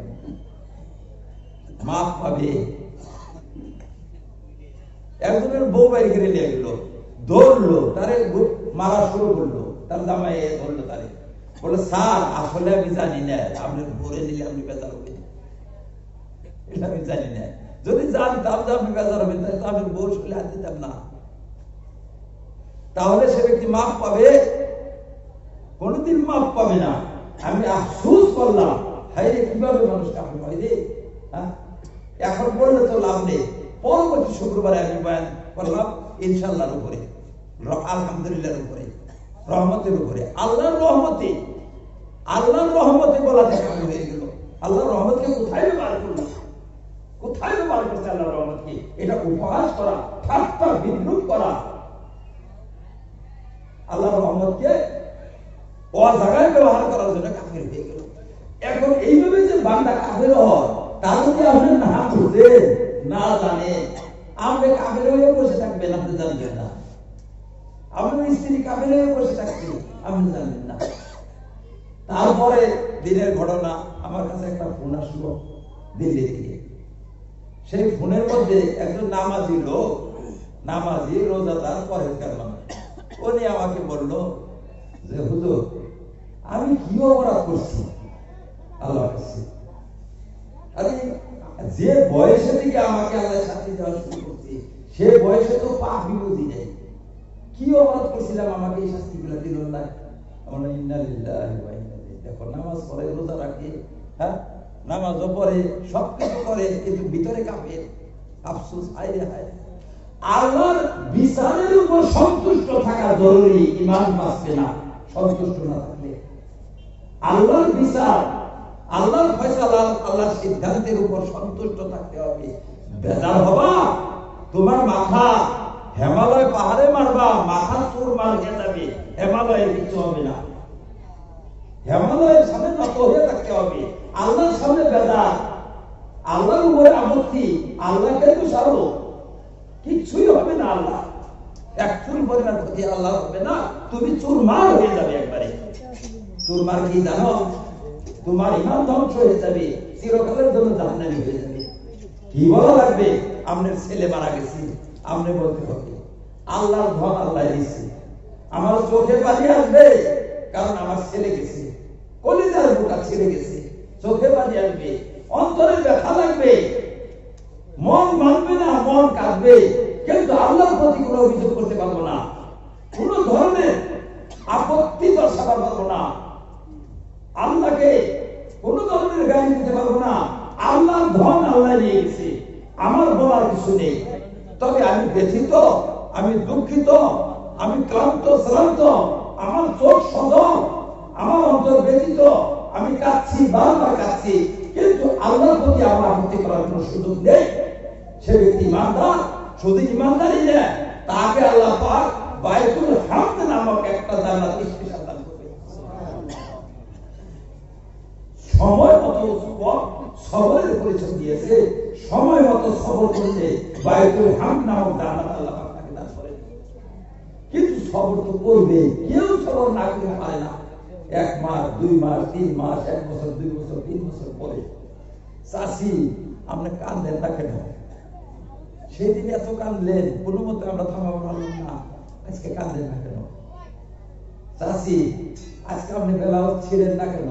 চুল ছিলেন না কেন? বুক ছিলেন না কেন? কাপড় ছিলেন না কেন? সেদিন তো কোনো মতে মানাবার পারলাম না। আজকে আপনি বিলাপ করেন না কেন? বিলাপ বাদ দিচ্ছেন আপনি, সেদিন তো বিলাপ থেকে কোনো মতে বিরত রাখতে পারলাম না। বলে বাবা কি করবো, ধৈর্য না ধরে কি উপায় আছে, করবার কি কিছু আছে? ধৈর্য ধরছি। বলে চাষি ধৈর্য ধরছে, কিন্তু 1 পয়সার সব পাবেন না, 1 পয়সার সব আপনি পাবেন না। আর সবর ইনদা সাদমাতিল উলা, যখন বিপদ তখন সবরের পরিচয় দিলে তাহলে বাইতুল হামদ পাইতেন। বাইতুল হামদ নামক জান্নাত আপনাকে দেওয়া হতো, কিন্তু আজ তো সবর সবাই করবে, এই সবরের কানাকড়ি মূল্য। এখন আপনি বিলাপ করতেই থাকেন সারা জীবন, তাতে কিছু আসবে না। বিলাপ করেন, প্রথম দিন পরিচয় দিতেন, প্রথম দিন পরিচয় যদি দিতেন আপনি পেয়ে যেতেন, বাইতুল হামদ আপনার জন্য লিখিত হয়ে গেল। ঠিক তেমন সিদ্দিকিয়াত একটা বস্তু আছে, নবীদের পরে সবচেয়ে বড় মর্যাদার বস্তু হচ্ছে কি সিদ্দিকিয়াত। যারা সিদ্দিক হবে, সিদ্দিকিয়াতের মর্যাদা যারা অর্জন করবে, তারা নবীদের সামান্য নিচেই তাদের বাসস্থান হবে, তাদের মর্যাদা তাদের রূপা হবে নবীদের একটু তলে। এর চেয়ে বড় মর্যাদা নবুয়ত ছাড়া আর কোনো মর্যাদা নেই। আল্লাহ রাব্বুল আলামিন যত মর্যাদা সৃষ্টি করেছেন তার মধ্যে নবুয়তের পরে সর্বশ্রেষ্ঠ মর্যাদা, সর্বাপেক্ষা বড় মর্যাদা হচ্ছে সিদ্দিকিয়াত। এই সিদ্দিকিয়াত কাকে বলে? সিদ্দিকিয়াত অর্জন করতে পারবেন আপনি, কিন্তু দুঃখের বিষয় সিদ্দিকিয়াত অর্জন করে না আমাদের লোকেরা। কিভাবে অর্জন করবেন? হক প্রমাণিত হওয়ার পর, সত্য প্রমাণিত হওয়ার পর, একটা সঠিক মসলা শোনার পর যদি নির্দ্বিধায় সঙ্গে সঙ্গে সে হককে মেনে নিল, তাহলে সে ব্যক্তি আল্লাহর কাছে সিদ্দিক। কিন্তু সঙ্গে সঙ্গে মানল না, 10 দিন 20 দিন পর, 6 মাস পর, 2-4 বছর পর, 10 বছর পর তো মানবে, উপায় নেই, মানতেই হবে। না মেনে তো পারবে না, কিন্তু মানবে, পাবে না কিছু। তার দৃষ্টান্ত যখন আমরা দেওবন্দ থেকে আসলাম, আসার পরই ফতোয়া দিয়েছি, আজ থেকে 30 বছর আগে ফতোয়া দিয়েছি, তখন ঘর ঘর কিয়াম চলত, কিয়ামে মিলাদ ঘর ঘর হতো। আমাদের বংশ, আমাদের খানদানের মধ্যে কিয়ামে মিলাদ দেখছি আমরা, ঘর ঘর থাকতো। প্রথম ফতোয়া দিয়েছি যে কিয়ামে মিলাদ ইসলামে চলে নাই। তখন বল্লার সাইকেল মধ্যে ঢেল মারলে যেরকম বল্লা খাবে, ওইরকম মুসলমান জনগণ খেপে উঠেছিল আমাদের উপর। আস্তে আস্তে সবাই মেনে নিয়েছে। এখন তো আমরা কোনো জায়গায় তো খেপে না, মানুষ সবাই মেনে নিয়েছে, কিন্তু কোনো ছাত্রই পাবে না, কিচ্ছুই পাবে না, কারণ মানার সময় মানে নেই। ওই সময় যারা আমাদের সামনে দাঁড় হয়েছিল, একদম সাবধান, আলেমের ফতোয়া মানতে হবে। নির্ভরযোগ্য আলেমের ফতোয়া দিয়েছে, নির্ভরযোগ্য আলেমের মশলা মানতে হবে। দাঁড় হয়েছে, আলেমের সামনে দাঁড়াইছে, আলেমের সহায়ে দাঁড়াইছে, এক ব্যক্তি মেনে নিয়েছে যারা, তারা সিদ্দিকিয়াতের মর্তবা আল্লাহর কাছে যায় হয়েছে। কিন্তু পরে তো সকলেই মানলো, কিচ্ছুই পাবে না। এই যে সুযোগ তো আমরা পাই, কিন্তু সুযোগ তো সদ্ব্যবহার করি না। মানলে সবই মানছে, মেনে নিয়েছে সবই, কিন্তু এই মানায় কোনো লাভ নেই। মানবেন আপনি পাপ থেকে বাঁচবেন, এতটুকু। পাপ কাজটা ছেড়ে দিলেন, পাপ থেকে বাঁচবেন, কিন্তু সিদ্দিকিয়াতের যে মর্যাদাটা, সেই মর্যাদাটা আপনি পাবেন না। সারা পৃথিবী মেনে নিয়েছে মেরাজকে। প্রথম দিন তো মানছিল না। প্রথম দিন আবু বকর সিদ্দিক বলছিলেন, আবু বকর বলছিলেন যে আমার নবী যদি বলছে, চির সত্য কথা বলছে, রাত্রে সামান্য একটা অংশের মধ্যে আমার নবী এখান থেকে বাইতুল মাকদিসে গেছেন, আবার 7 আসমান পাড়ি দিয়ে, সমস্ত জগৎ পাড়ি দিয়ে তিনি আসছেন, এটা চির সত্য, 100% সত্য। সেই দিন আল্লাহ নবী বলছেন যে আবু বকর সিদ্দিকে আকবর, জগতের সবচেয়ে বড় সিদ্দিক আবু বকর। সিদ্দিকের মধ্যে ব্যাকের উপরে আবু বকর থাকলেন, পাইয়া গেল। পরবর্তীতে তো দুনিয়ায় মেনে নিল, সারা দুনিয়া মেনে নিল, কিন্তু লাভ নেই, কোনো লাভ নেই। তাহলে এলেমের দরকার আছে, আপনি ইমানের হেফাজত করবেন, এলেমের দরকার আছে। ইমান বাঁচাবেন, ইমানের দরকার, এলেমের দরকার আছে। এইটার জন্য আমরা বলি যে উপযুক্ত মানুষ দিয়ে ধর্মসভা করে, মাঝে মাঝে করে, শিখেন, ক্লাস করে, শিখেন, বস্তু শিখেন, ইমান বাঁচাবার চেষ্টা করে। ইমান যে বেরিয়ে যায় টের পাবেন না, ইমান ভিতর থেকে বেরিয়ে যায়। তাহলে একজন মানুষ যতক্ষণ পর্যন্ত এই 3টা বস্তুর অবমাননা করেনি, ততক্ষণ পর্যন্ত লোকটা বেঈমান হবে না। এই 3টা বস্তুর অবমাননা করলে বেঈমান হয়ে যাবে। অবমাননা কিভাবে করে? বাসে উঠছে, বাসে উঠে বিড়ি ধরাচ্ছে। একজন লোক বলল, ভাই বিড়ি ধরাচ্ছ তুমি এখানে, আমাদের বাসে রোজাদার আছে। বলো কত রোজাদারের সামনে বিড়ি খেলাম, ধূমপান করলাম, কিছু হলো না, কি কও তুমি? যায় বাসের মধ্যে রোজাদার আছে, বেঈমান হয়ে গেল, বেঈমান। কিছু বলা লাগছিল না, স্বীকার করা লাগছিল, রোজাদার যদি আছে তাহলে ঠিক নেয়। রোজাদারকে শ্রদ্ধা করো, ইমান বাঁচবে। রোজা না রাখলে রোজাদারকে শ্রদ্ধা করো, ইমান বাঁচবে। কিন্তু রোজা না রাখলে পাপ হবে না তা না, পাপটা তো হবে, কিন্তু বেঈমানটা হবে না। রোজা না রাখলে বেঈমান হবে না, কিন্তু রোজার অবমাননা করলে বেঈমান হয়ে যাবে। ঈমান আর বেঈমানের মধ্যে কত বড় পার্থক্য! বেঈমানকে আল্লাহ কোনোদিনও মাফ করবেন না, কোনোদিনও মাফ করবে না। কিন্তু ঈমানদার যদি পাপী হয়, পাপ পরিমাণ শাস্তি ভোগের পর আল্লাহ মাফ করবেন, মাফ হবে, তার মাফের আশা আছে। তাহলে বেঈমান হইও না ভাইরা, বেঈমান হইও না। পাপ করলেও বেঈমান হইও না, ঈমানের বিরোধিতা করো না। দাড়ি রাখে না, অনবরত দাড়ি আছে, বেঈমান হবে না। কিন্তু দাড়ির অবমাননা করলে বেঈমান হবে। তাহলে বোঝা গেল কি যে ঈমানটা আমরা বুঝলাম 2টা অ্যাঙ্গেল দিয়ে, 2টা দিক দিয়ে, 2টা দৃষ্টিকোণ দিয়ে। প্রথম দৃষ্টিকোণ দিয়ে ঈমানকে বুঝছি এই জন্য যাতে যত ধরনের অভিযোগ বা যত ধরনের প্রশ্ন আমাদের অন্তরে আসে, সমস্ত প্রশ্নকে হল করার রাস্তা আমি দিয়েছি। এবার আরো দৃষ্টিকোণ থেকে ঈমানের সংজ্ঞা বর্ণনা করলাম কি জন্য।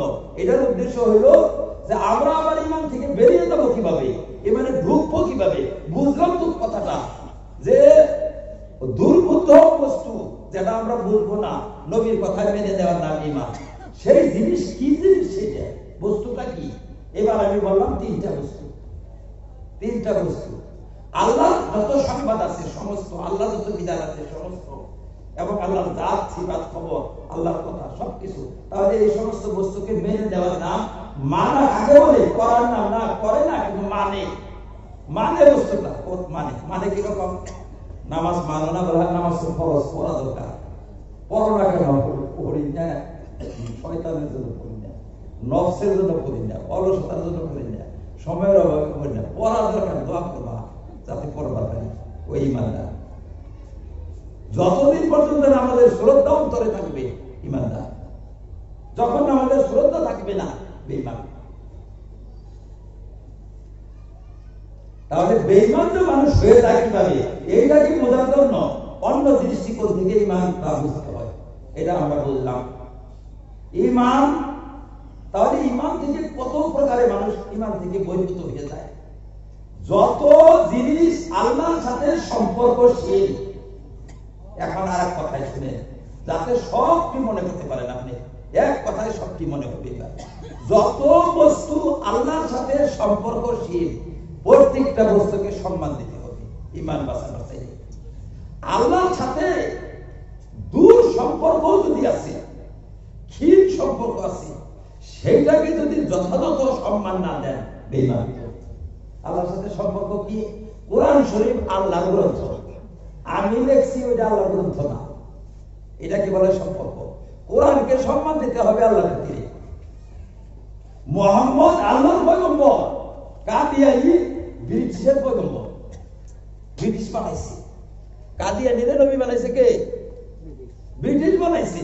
আর মুহাম্মদকে নবী বানাইছে কে? আল্লাহ বানাইছে। মুহাম্মদের অবমাননা করলে কাফের হয়ে যাবে। এইভাবে যত আল্লাহর সাথে যে বস্তুর সম্পর্ক, যেমন এই মাদ্রাসা লাইনে কোরআন হাদিসের আলিম যারা, তারা আল্লাহর ইলমে আলিম। আর একটা ইউনিভার্সিটিতে আলিম যারা, ইউনিভার্সিটির আলিম আল্লাহর ইলমে আলিম নেয়, জাগতিক ইলমে আলিম ওরা।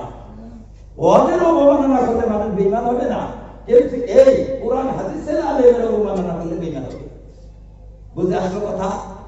এবার আপনি আরো সহজভাবে বোঝার জন্য যে আল্লাহর সাথে সম্পর্ক থাকা প্রত্যেক বস্তুকে আপনার অন্তর থেকে সম্মান দিতে হবে, শ্রদ্ধা করতে হবে যদি ইমান বাঁচাবার চান। কিন্তু এইটা আলিম হিসাবে, ব্যক্তি হিসাবে না, এটা মনে রাখতে। ব্যক্তি হিসাবে আলাদা বস্তু, আলিম হিসাবে আলাদা বস্তু। কিরকম? বলে আলিম আমি ভালোবাসি না, তাহলে বেঈমান আপনি। আলিম ভালোবাসি কিন্তু অমককে ভালোবাসি না, তাহলে বেঈমান হবেন না। আলিমকে আমি ভালোবাসি, উনাকে শ্রদ্ধা করি, উনাকে সালাম করি, উনাকে আমি দাওয়াত করি, সবকিছু করি শুধু আলিম হওয়ার জন্য, আলিম হওয়ার জন্য সম্মান করি। কিন্তু ব্যক্তিত্ব হিসাবে আমি পূর্ণ সম্মান করি না, কিছু কম রাখি আমি, ব্যক্তিত্বটা ঠিক না। তাহলে ব্যক্তিত্বের উপরে অভিযোগ করলে মানুষ বেঈমান হবে না, কিন্তু আলিম হিসাবে যদি অভিযোগ করে বেঈমান হয়ে যাবে সে।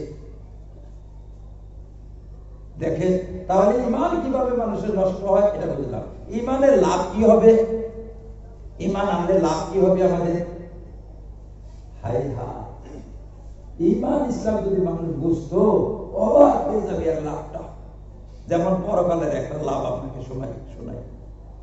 আমরা এখানে যে সমস্ত বস্তু প্রয়োজন অনুভব করি, যেরকম খানা পিনার প্রয়োজন হয়, স্বামী স্ত্রীর প্রয়োজন হয়, ঘর বাড়ির প্রয়োজন হয়, কাপড় চোপড়ের প্রয়োজন হয়, যানবাহনের প্রয়োজন হয়, এইরকম এই সব বস্তুর প্রয়োজন পর জীবনেও হবে, পরকালীন জীবনে এই সমস্ত বস্তুর প্রয়োজন হবে। কিন্তু বিধানটা আলাদা আলাদা। ইহকালের বিধান পরকালের বিধান একটু আলাদা। কি রকম? ইহকালে আল্লাহ পাকের বিধান যে পাপী আর নেক সবাইকে আল্লাহ পাক দিবেন, কেউ কে বঞ্চিত করবেন না। কিন্তু দিবেন সরাসরি না, বান্দার মেহনতের মাধ্যমে দিবেন। বান্দাদের হাত পা চালাবে, হাত পা নাড়াবে, এরই মাধ্যমে আল্লাহ পাক দিবেন। যেমন আল্লাহ আমাকে রুজি দিবেন, আপনি হাল পাবেন, রুজি আল্লাহ দিবেন। আপনি চাকরি করবেন, রুজি আল্লাহ দিবেন। আপনি খেত করবেন, রুজি আল্লাহ দিবেন। আপনি লেবার করবেন, রুজি আল্লাহ দিবেন। রুজি দিবেন, রুজিটা সরাসরি আল্লাহ পাক এই জগতে দিবেন না, দেন না। কি জন্য দেন না? যে অদৃশ্য বিষয়ে ঈমান আনা, ইমানের দ্বারা বান্দাকে আল্লাহ পরীক্ষা করবে। এখানে যদি সরাসরি নামাজ পড়লে রিজিক নেমে আসে তাহলে তো অদৃশ্য থাকবে না, মানুষ তো বুঝবে আল্লাহ তো আছে, কারণ নামাজ পড়লে রিজিক আসে কিভাবে? আল্লাহ পাক দিবে, রিজিকের মালিক আল্লাহ, আল্লাহ খাওয়াবে। কিন্তু আপনি খেত করবেন, আল্লাহ খাওয়াবেন, চাকরি করবেন, আল্লাহ খাওয়াবেন, ব্যবসা করবেন, আল্লাহ খাওয়াবেন। এটা আল্লাহ পাকের পর্দা, একটা পর্দা, ঢাকনি, জবনিকা। এই জবনিকা দিয়ে আল্লাহ বান্দার পরীক্ষা করছে। এই জবনিকার ভিতরে যে দেখতে পারে না, শুনতে পারে না, বলতে পারে না, স্পর্শ করতে পারে না, ও দেখে গাছ দিচ্ছে, ও দেখে যে গায়ে দিচ্ছে, ও দেখে যে খেতে দিচ্ছে, ও দেখে যে মাস্টার সাহেব দিচ্ছে, ও দেখে যে মহাজন দিচ্ছে, কিন্তু দেখার পরেও বিশ্বাস করে না আল্লাহ দিচ্ছে, আল্লাহ দিচ্ছে। এগুলো এই বিশ্বাসের নাম ঈমান। তাহলে দুনিয়ার বিধান আল্লাহ পাক হিন্দু, মুসলিম, জৈন, খ্রিস্টান সবাইকে দিবেন, এটা দিবেন না, আল্লাহ দিবেন, আল্লাহ খাওয়াবেন। কিন্তু কিসের? জবনিকার ফল দিয়ে খাওয়াবেন, মানে মাধ্যম, যেটা কাজের মাধ্যম, এই মাধ্যম দিয়ে আল্লাহ পাক দিবেন। আল্লাহ কি দিতে পারেন না? সরাসরি দিতে পারেন, দিবেন না। কেন দিবেন না? এটা বিধান না আল্লাহ পাকের। যেমন তার দৃষ্টান্ত, আমাদের মাদ্রাসায় দিনে সন্ধ্যার খানা দেয় মাগরিবের টাইমে, রাইতের আড়াইটায় দিতে পারবে না? পারবে। দিবে কি? না, দিবে না, দিবে না, দিতে পারবে কিন্তু দিবে না। দিবে না কেন? আইন করে নাই, এরকম পাই চাইলে শুধু দিতে পারবে, দেয় তো আবার কোনো সময় কত দিল, বাচ্চা ছেলে আসছিল সেদিন তো আড়াই দিল। এইটার নাম কারামত, সম্মানার্থী। কারামত মানে সম্মান। কোন ব্যক্তির সম্মানার্থে আড়াইটায় দিতে পারে, সেটাকে বলা কারামত। ব্যক্তি সম্মান, ব্যক্তিগত একজন ব্যক্তির সম্মানার্থী দিয়েছে। কিন্তু সাধারণ নিয়ম এটা না। কাজে তোমরা যদি রাতের আড়াইটায় খানার জন্য যাও, তোমাদেরকে খানা না ডান্ডা দিবে। তাহলে আমরা বুঝলাম এটা কেন দরকার আছে। সাহাবায়ে কেরাম নামাজ পড়ছেন, আটা আসছে, নামাজ পড়ছেন একদিকে, অপর দিকে আটা বের হয়েছে। এটা সাধারণ নিয়ম না। আটা কামনা করা যাবে না, মেশিন থেকে ডান্ডা আসবে আটা চাইলে। এটা তো সাহাবার সম্মান, এটা কেরামতে যায়। এখন যদি আমরা আটা চান, ডান্ডা আসবে না, এটা সম্মান। সাধারণ নিয়ম হিসাবে এটাকে ব্যবহার করা যাবে না, এটা কারামত হিসাবে বিশ্বাস করতে হবে। এটা হলো কারামত, সাহাবাদের কারামত। এটা কারামত সাধারণ মানুষের জন্য হয় না। আমার কারামত হবার পারে, আপনার হবে না, সেটা আপনার হবার পারে, আমার হবে না। কারামত তো কোনো ব্যক্তি বিশেষের সম্মানার্থে করে। এটা যেমন বাসকান্দের ছেলে আসছে, তার সম্মানে রাত্রে 2টায় করলো, আড়াইটায় খানা দিয়ে দিল। তাহলে আমরা বুঝতে পারলাম সাথে সাথে যে কারামতটা আমরা অনেকে বুঝতে পারি না। কারামতকে সাধারণ জায়গায় ব্যবহার করি, আবার সাধারণ জায়গায় বস্তুকে কারামতের ব্যবহার করি, কিন্তু ভুল। তাহলে আমরা বুঝলাম এই জগতের নিয়ম কি।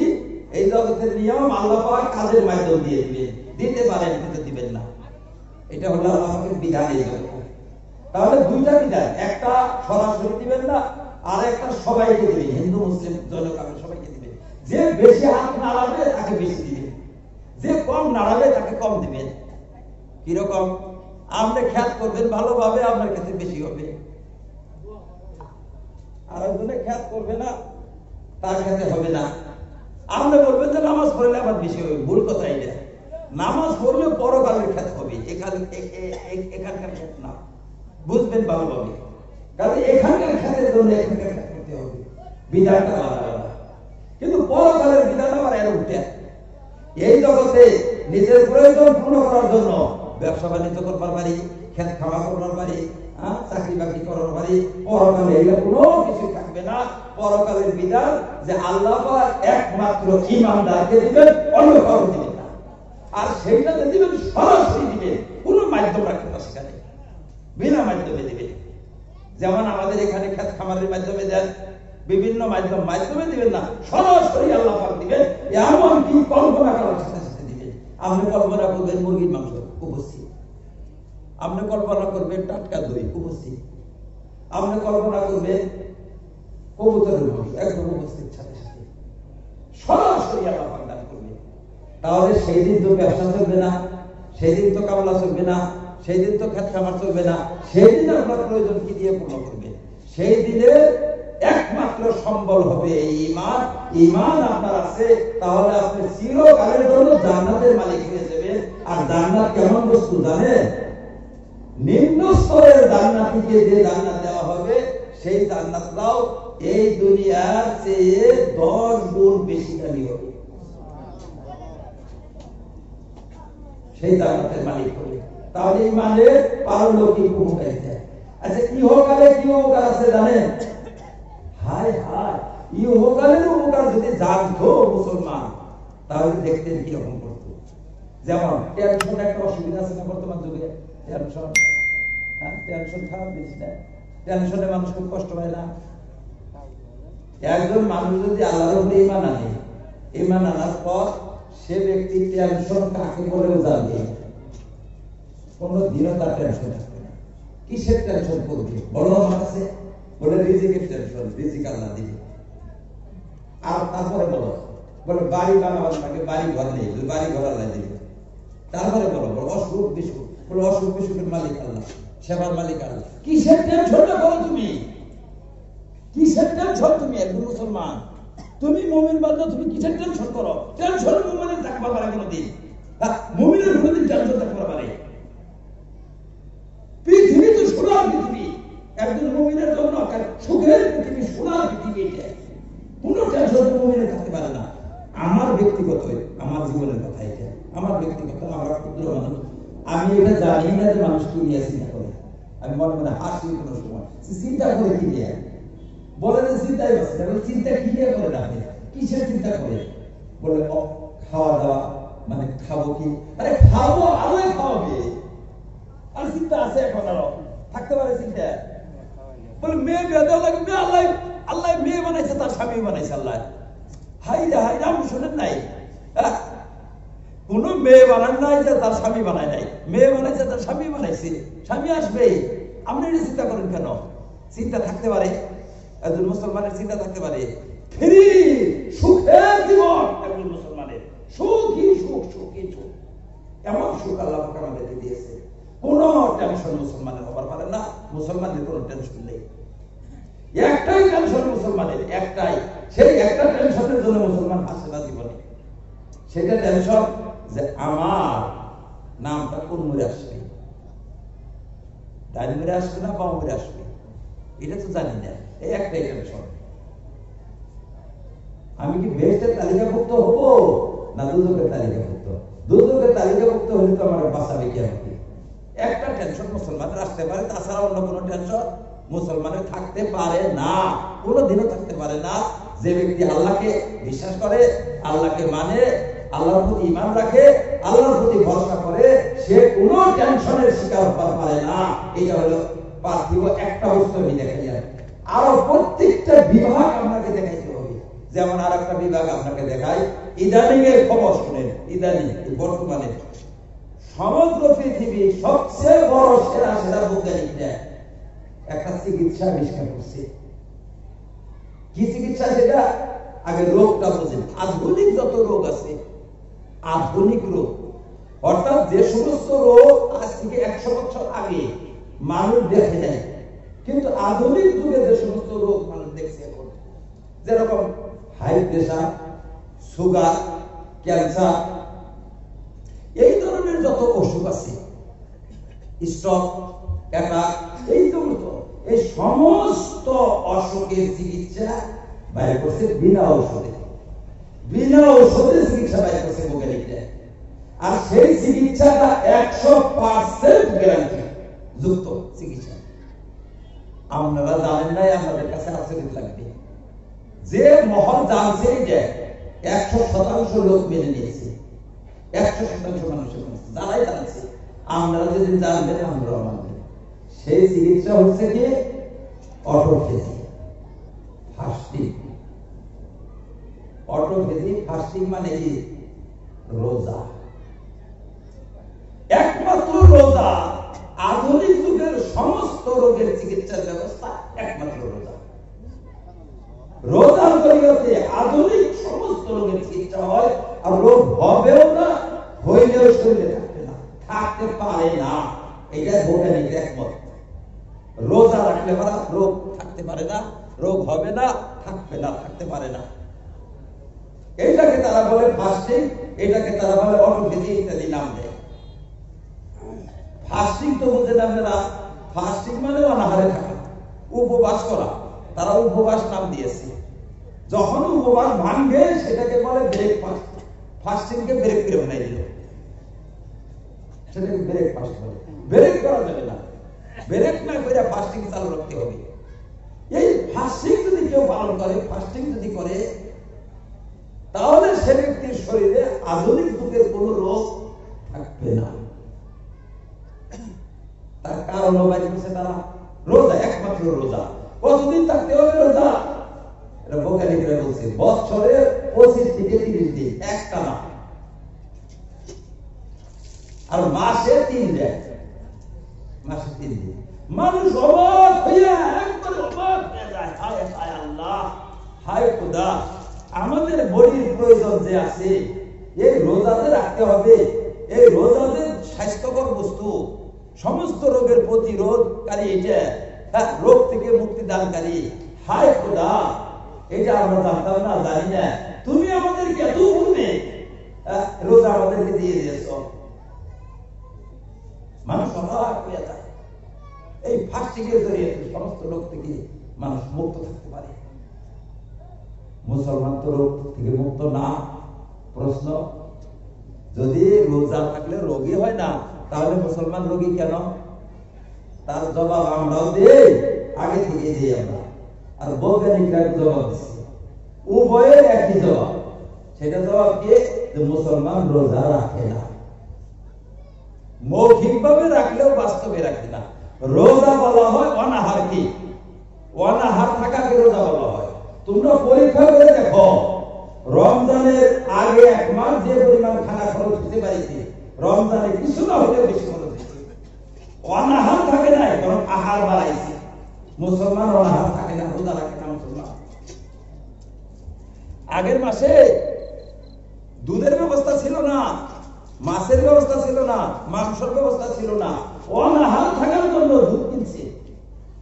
দেখছেন অনাহারটা কিরকম অনাহার? দুধ, গুড়, জিলাপি, ফল, ফ্রুট, মাংস, এই নানা রকমের খাদ্যের ব্যবস্থা করা হয়েছে যে আমার স্বামী অনাহার থাকবে। কি পরিমাণ অনাহার থাকবে? এই গলার নলি পর্যন্ত অনাহার থাকবে। এই অনাহার থাকার নাম রোজা না। এই অনাহারে কাজ দিবে না। কাজে আমাদের মানুষ রোজা রাখতে না, রোজা পালন করে না। রোজা পালন করতে হবে, অনাহারকে রোজা বলে, ফাস্টিং কে রোজা বলে। একদম ফাস্টিং করতে হবে, অনাহার থাকতে হবে, তাহলে আপনি প্রমাণ পেয়ে যাবেন। এখন আমার প্রশ্ন জাগবে যে কিভাবে ভালো হবে, কি কারণ, কি এটা, কিটা কারণ? কারণটা আপনি সহজে বুঝেন। আমাদের বডিটা যে আছে, আমাদের বডির ভিতরে তো কাজ হয়। আপনি একটা ঘরে যদি কাজ করেন, তাহলে সারাদিন পরে সন্ধ্যার সময় ঘরটা সাফ করতে হবে, করতে হবে না? কিছু না কিছু ময়লা পড়বে। সেই ময়লাটা আপনার বডির ভিতর থেকে কেরা সাফ করে? সাফ তো কোনদিন করেন না। এই হলো একটা। আর একটা হইলো, আপনি যদি গাড়ি চালান, আপনি যেমন 200 কিলোমিটার চালাবেন গাড়ি, 200 কিলোমিটারের তেল তুললেন, কিন্তু আপনি 150 কিলোমিটার গেলেন, পরের দিন 200 কিলোমিটার গেলেন, তারপরের দিন 190 গেলেন, তারপরের দিন 195 গেলেন, তারপরে